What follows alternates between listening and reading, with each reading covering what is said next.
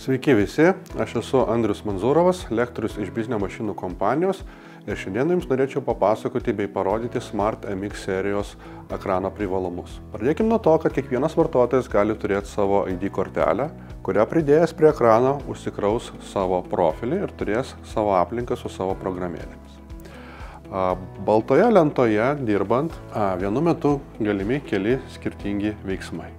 Tai yra, galima paišyti, rašyti, trinti ir judinti objektus vienu metu. Baltoje lentoje taip pat turime begalės paruoštukų, foninių paruoštukų, kuriuos mokytojai gali panaudoti dėstant pamokas.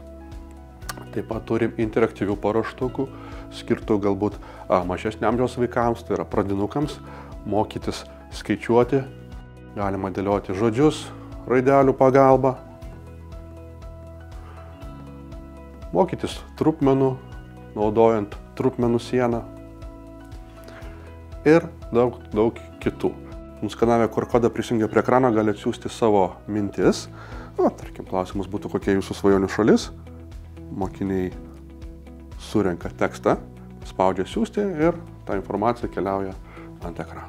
Bei turime jau paruoštukų būtent refleksijai su įvairiais galimais atsakymais. Tarkim, tokiais kaip, pavyzdžiui, prieš pradedant pamoką galim paklausti mokinių, ką jie žino tą temą ir ką jie nori sužinoti.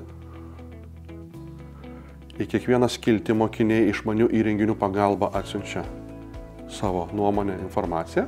Pamokos pabaigoje vėlgi galim paklausti mokinių, ką jie sužinojo ir kokių klausimų jiems dar kyla.